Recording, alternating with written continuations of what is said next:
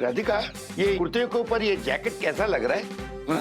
ये कॉम्बिनेशन बहुत अच्छा लग रहा है ना? हाँ, इस बार सोसाइटी में झंडा फहराओगे ना, हाँ, तो देखना एकदम रॉबिला लगोगे। नजर उतारो तुम्हारी, the most handsome senior citizen of the society. ओहो, ये देखो फिर से सिलवटें पड़ जाती है यहाँ। मैं जरा इस्त्री कर देता हूँ।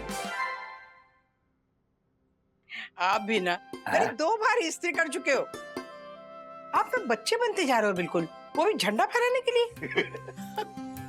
राधिका, बचपन से ना जब भी किसी को अपना तिरंगा फहराते हुए देखता था ना, तो मुझे सीरन सी होती थी, रोंगटे खड़े हो जाते थे मेरे।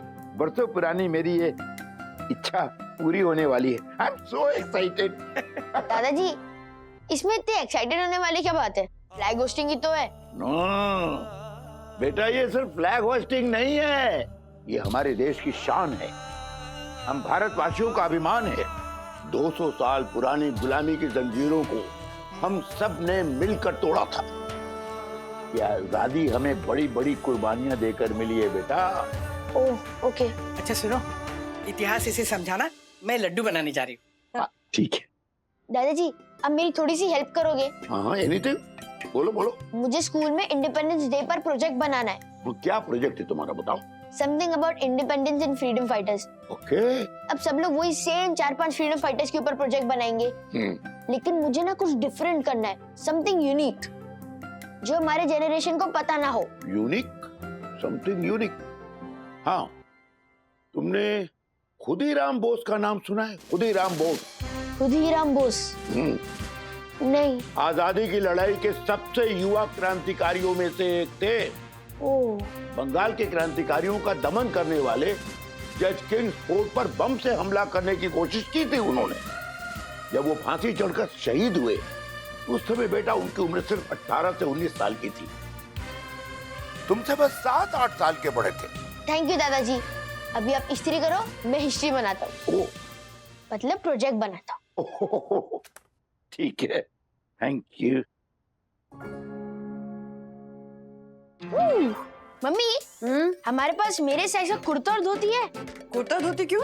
प्रोजेक्ट के लिए। अरे अरे, तुम कब बैठ गए? अच्छा, स्कूल प्रोजेक्ट के लिए धोती कुर्ता? हाँ, मैं खुदीराम जी पे प्रोजेक्ट बना रहा हूँ। खुदीराम बोस? हाँ मम्मी, वो बहुत यंग फ्रीडम फाइटर थे, दादाजी ने मुझे उनके बारे में बताया। हाँ, लेकिन ये धोती कुर्ता? हाँ डैडी, मैं उनके जैसे कॉस्ट्यूम पहनूंगा, फिर पिक्चर क्लिक करके अपलोड करूंगा, तो टीचर इम्प्रेस हो जाएगी। ओहो, मतलब इम्प्रेशन जमाने के लिए किया जा रहा है ये सब? हाँ, यस मम्मी। अच्छा, तुम क्या जानते हो खुदीराम जी के बारे में? मैं कुछ खास नहीं जानता, बट इंटरनेट तो जानता है ना, तो मैं वहीं से कुछ निकाल के डाल दूंगा, और अगर मैंने कुछ डिफरेंट किया तो टीचर अच्छे ग्रेड्स भी देगी। ग्रेड्स? इंडिपेंडेंस डे तुम्हारे लिए सिर्फ एक प्रोजेक्ट है। और क्या डैडी, हमें फ्रीडम मिले हुए 74 इयर्स हो गए हैं, और अभी तक हम हर साल ये फ्रीडम फाइटर्स पे प्रोजेक्ट बना रहे हैं। इससे अच्छा हमें साइंस या टेक्नोलॉजी का प्रोजेक्ट मिलता ना, तो आगे जाके लाइफ में काम तो आता। ये हिस्ट्री प्रोजेक्ट बहुत चाहिए होते हैं, और इनका रेलेवेंस क्या होता है? मतलब फ्रीडम फाइटर्स की कोई वैल्यू नहीं है तुम्हारे लिए? आई नो मम्मी कि वो लोग लड़े थे और इसलिए हमें आजादी मिली, बट ना मैंने आजादी की लड़ाई देखी, ना आपकी जनरेशन ने देखी, और ना दादाजी फ्रीडम फाइटर थे। सो बेसिकली वंदु, हमें फ्रीडम एंजॉय करना चाहिए और हर साल प्रोजेक्ट बनाना चाहिए। यस डैडी, बाकी सब तो चिल। बस मुझे एक बात समझ नहीं आती कि ये जो खुदीराम जी थे, उनको बॉम्ब फेंकने की इतनी इच्छा क्यों हुई थी? He was so young, और आप लोग ही तो कहते हो कि वायलेंस इज बैड। बेटा, वो सिर्फ वायलेंस नहीं था, देश की आजादी के लिए क्रांति का धमाका था, जो चैन से सोते हुए अंग्रेजों की नींद हराम करने के लिए बहुत जरूरी था। हाँ ओके, हमें दूध, आई एम कमिंग। मम्मा, आई एम गोइंग डाउन, शायद उसको प्रोजेक्ट में हेल्प चाहिए होगी। Don't forget about the kurta and dhoti, okay? I am coming. मंदुरानी, आजादी के 74 साल अथर्व के लिए सिर्फ एक प्रोजेक्ट बनकर रह गया। वही तो। आई स्टिल रिमेंबर, हम जब बच्चे थे ना, तब पई काका हमें उनकी लाइब्रेरी में सुखदेव, चंद्रशेखर आजाद, भगत सिंह, मदनलाल धिंगरा जैसे क्रांतिकारियों की कहानियां सुनाते थे ना तो रोंगटे खड़े हो जाते थे। अभी भी I can feel that। और फिर वो फिल्में, देशभक्ति वाली फिल्में, क्रांति, शहीद, ऐसा लगता था ना वो स्क्रीन फाड़कर अंदर घुसे और अंग्रेजों को गोली मार दे। सच्ची राज, अभी भी लता जी की आवाज में "ऐ मेरे वतन के लोगों" सुनती हूँ ना तो आंखों से आंसू बहने ही लगते हैं। बड़ा सॉन्ग यार। और आज सुबह ज्योति भाभी कह रही थी कि ये 15 अगस्त अगर संडे को नहीं पड़ता ना तो हम लॉन्ग वीकेंड के लिए अपने वो माउंट आबू वाले भाई की हवेली पे ऐसे छुट्टी मनाने आराम करने जा सकते थे। नहीं, काफी लोगों के लिए 15 अगस्त का दिन सिर्फ एक छुट्टी बनकर रह गया। सच्ची। बंधु, हाँ? हमारा अथर्व भी ऐसे ही सोचने लगा तो?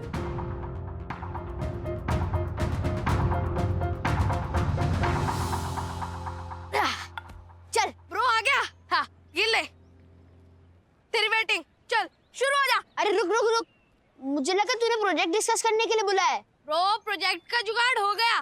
कैसे? अरे वो हर्षित है ना, उसके पिछले साल वाला जो 15 अगस्त का प्रोजेक्ट था ना, हाँ उसको थोड़ा चेंज करके मैं सबमिट कर दूंगा, और जो मेरा प्रोजेक्ट है ना वो हर्षित थोड़ा चेंज करके सबमिट कर देगा। कैसा लगा मेरा आइडिया? वाह सही है, चल जा बॉलिंग कर। तिवारी जी सर। अपनी नजर पैनी रखो। जी sir. Oh my god. Tiwari ji sir. हम आजादी की 74वीं वर्षगांठ के करीब हैं, जी सर। पर अब तक हमें कचरे से आजादी नहीं मिली है। धिक्कार है। हाँ सर, धिक्कार है। अथर्व,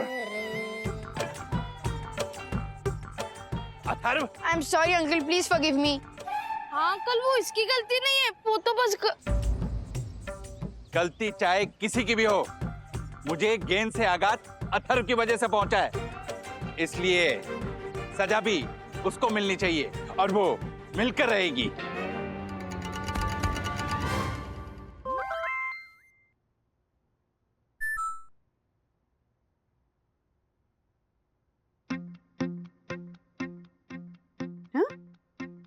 अथर्व और श्वानों का प्रवेश वर्जित। Atharva and dogs not allowed. Atharva और राजेश वागले को आज से एक हफ्ते के लिए साई दर्शन हाइट सोसाइटी के सार्वजनिक क्षेत्र में प्रवेश नहीं दिया जाएगा, ठीक है? वागले परिवार को सोसाइटी के सचिव को क्षतिग्रस्त करने के लिए और सामाजिक शांति को हानि पहुंचाने के लिए 35,000 रुपए का जुर्माना देना होगा। 35,000 रुपए? पहले तो मुझे शक था, लेकिन अब यकीन हो गया कि दक्कू भाई का दिमाग खराब हो गया। आगे पढ़ो। एक हफ्ते के लिए कोई भी सदस्य अथर्व से कोई भी सामाजिक व्यवहार नहीं करेगा। ऐसा करने वाले को जुर्माना देना पड़ेगा। अथर्व! अरे राज सीधा दक्कू भाई से बात करते हैं ना।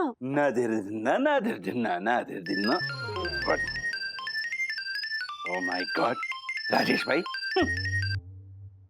ओ साई दर्शन हाइट सोसाइटी के ऑनरेबल सेक्रेटरी दक्षिण जोशीपुरा जी, अथर्व कम हियर। ये क्या है? 35,000 रुपए का जुर्माना। अब बच्चे की जान लोगे क्या? रूल्स मतलब रूल्स, फॉलो ना करे थे फूल्स। फूल्स गो बैक टू स्कूल्स। एक बालक ने उद्दंडता की है तो उसको उसकी सजा तो मिलनी चाहिए राजेश भाई। अंकल विद्युत भी तो था वहाँ पे। पर मुझ पर प्रहार तुम्हारी गेंद से हुआ है Atharva. This is injustice. What injustice? Dakku भाई 35,000 रुपए जुर्माना कैसे देंगे हम? ये भी तो सोचिए आप।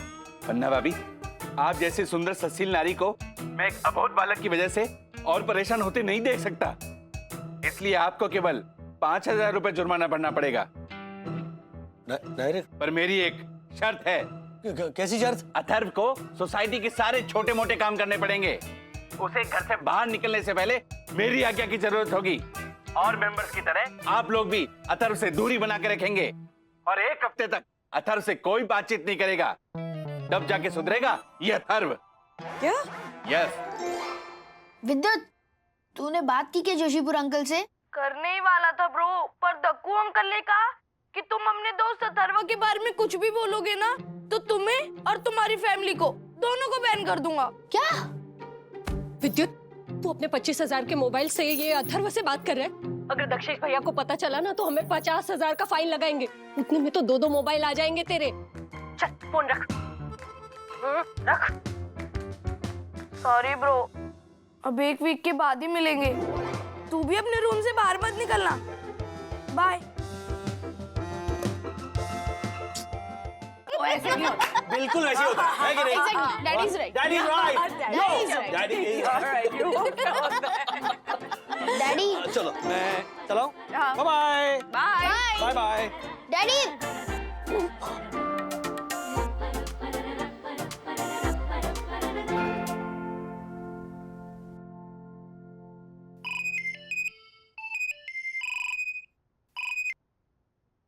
अथर्व, स्टडी टाइम ओवर हो चुका है। चलो अब फटाफट नीचे आओ और मैं जो काम बोलूं वो फटाफट करो। पास।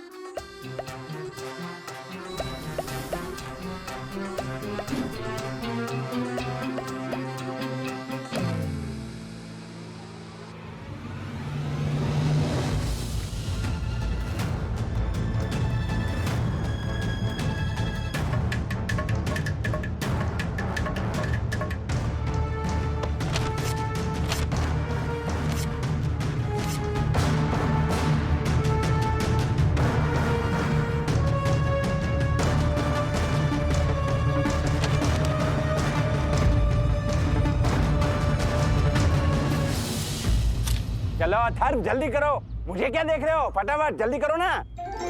व्हाट? अरे इतना सा काम नहीं था, सुनाई नहीं देता। ओह माय गॉड, जल्दी जल्दी काम करो। तुम्हारे पापा ने तुम्हें इतना भी नहीं सिखाया? अब तक ये सब हुआ क्यों नहीं? इसके बाद पौधों में पानी देना है। व्हाट? आके फाड़ फाड़ के क्या देख रहे हो? और उसके बाद ये पत्तियां भी काटनी है ऐसे। जल्दी चलो चलो, फास्ट, जल्दी जल्दी जल्दी। एक्स्ट्रा पत्ती नहीं कटनी चाहिए। फास्ट, जल्दी हाथ चलाओ।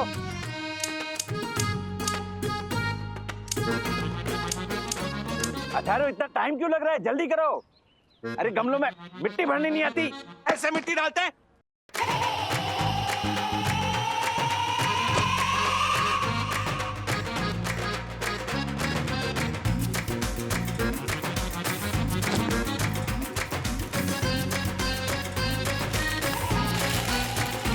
Oh my God! Atharva, you idiot! Oh my God! मना कर दिया।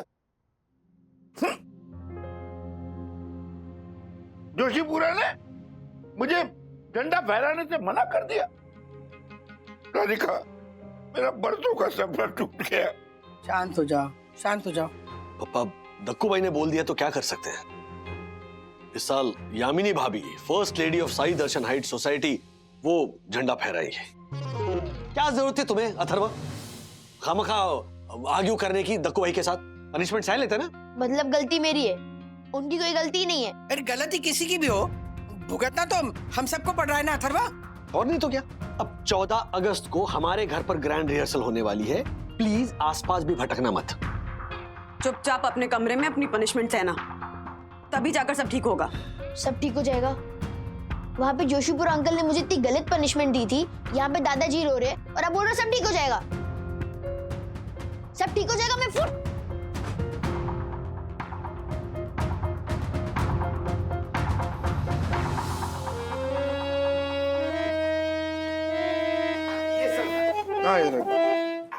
राजेश भाई, हाँ जी। मेरा सुर थोड़ा चेक कीजिए। है प्रीत जहां की रीत सदा है। हाँ, यहाँ है। मतलब है प्रीत जहां की रीत सदा का है, यहाँ है। दीजिए जोर। टाइम में अगर इनके गाने का प्रोग्राम रखते ना तो अंग्रेज ऐसे ही देश छोड़कर भाग जाते हैं इनके गाने के डर से। लेकिन राजेश भाई, अभी क्या करेंगे? ये झालर ऐसे गधे की तरह गाएगा तो जूते पड़ेंगे हमें। तो प्रोग्राम खराब होगा वो अलग, सोचना पड़ेगा। इनसे बेटर तो अथर्व गाएगा, वो भी बिना रिहर्सल के। वंदे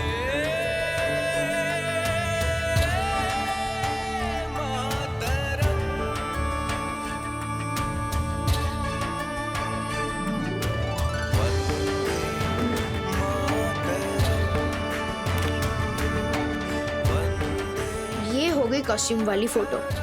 अब मेरा प्रोजेक्ट खत्म हो जाएगा। सुनो भाइयों और बहनों,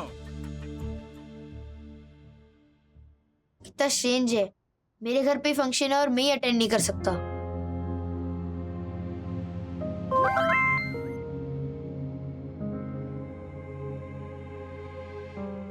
मित्रों और परम पूजनीय वन्ना भाभी, जैसा कि आप सब जानते हैं कि हर साल मैं गीत गा के आपका मन लुभाता हूं, पर इस बार राजेश भाई के अनुरोध पर मैंने एक अनूठा प्रयोग करने की कोशिश की है।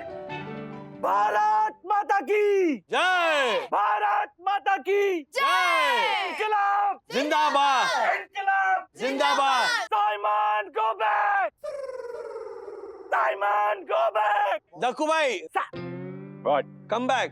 ओके। वाह डैडी, आपने सिंगर को पोएट बना दिया। चुपके से देखना चाहिए प्रोग्राम। जोशीपुर अंकल ने शामिल होने से मना किया है, देखने से थोड़ी।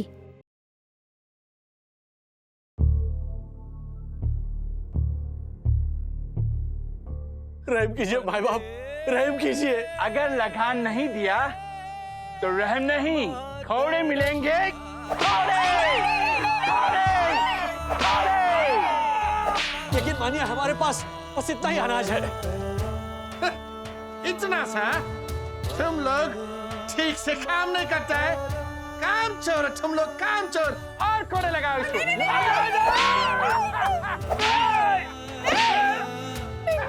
माफ कर दीजिए मालिक, माफ कर दीजिए। सच कह रहे, घर में अनाज का एक दाना तक नहीं है, माफ कर दीजिए। अनाज नहीं है तो बिस्किट खाओ। चलो खाओ बिस्किट।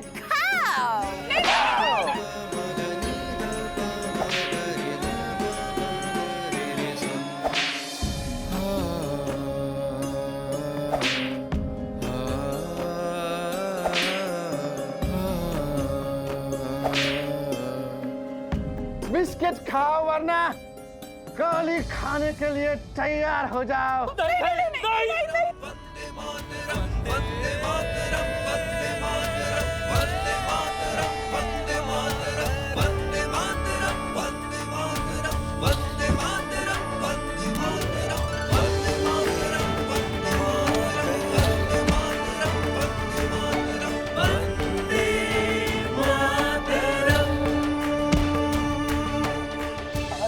मैं तुम्हें मार दूंगा। अथर्वा, अथर्वा, अथर्व, अथर्वा, अथर्वा, हेलो, अथर्वा, ये नाटक है।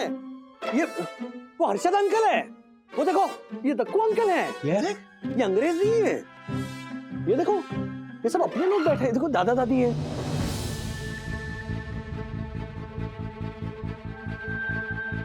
I am sorry.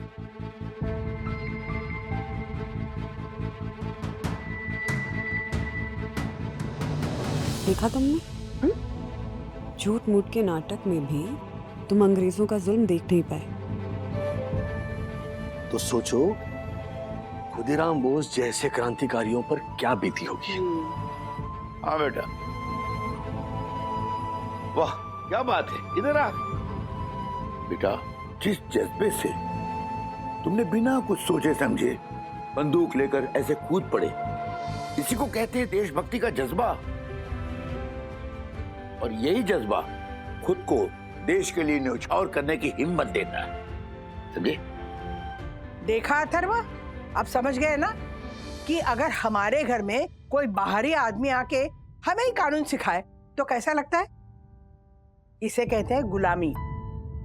तुम हर पल घुटन महसूस कर रहे थे, है ना? क्यों? क्योंकि तुम्हारी आजादी छीन ली गई थी। यह है असली मोल स्वतंत्रता का, जिसकी रक्षा करने के लिए हमारे फौजी भाई हर पल किसी भी मौसम में सरहदों पे अपनी जान की बाजी लगाते रहते हैं। क्योंकि कोई भी हमारी देश की तरफ आंख उठाकर ना देख सके। यस मम्मी डैडी, मैंने आजादी पे प्रोजेक्ट तो बना लिया है, बट अब मुझे समझ में आ गया कि हमें हर साल आजादी पे जश्न क्यों मनाना चाहिए। क्यों? क्योंकि हमें जीने के लिए जितनी हवा और पानी की जरूरत है ना, उतनी आजादी की भी। वाह। और इसके लिए ना बहुत से लोगों ने बलिदान दिया है। और इसीलिए इस आजादी की इज्जत करनी भी उतनी ही जरूरी है। तुम्हारे मुंह से यही बात मैं सुनना चाहता था, सीरियसली। हाँ, वरना हमारी सारी मेहनत बेकार हो जाती। यानी मैं समझा नहीं। पढ़ाना था तुम्हें एक अहम सबक, इसीलिए खेलना पड़ा हमें एक नाटक, इसीलिए खेलना पड़ा हमें एक नाटक। Thank you. वरना भाभी, कैसा लगा मेरा अभूतपूर्व अभिनय? भूत जैसा। What? पीछे। बहुत बढ़िया था दक्कू भाई। थैंक यू वरना भाभी। बट आई मस्ट से कि नाटक बहुत अच्छा था, जैसे कि हिस्ट्री का कोई अलग ही लेसन पढ़ लिया हो। इसीलिए इतिहास जानना बहुत जरूरी है, ताकि हम इतिहास दोहराए नहीं, बल्कि नया इतिहास बनाए। और हमारा गौरवशाली इतिहास ही वो अहम कड़ी है जो हमारी इस पीढ़ी को आने वाली पीढ़ी के साथ जोड़ता है। अंकिल, मतलब कल दादाजी ही झंडा लहराएंगे ना?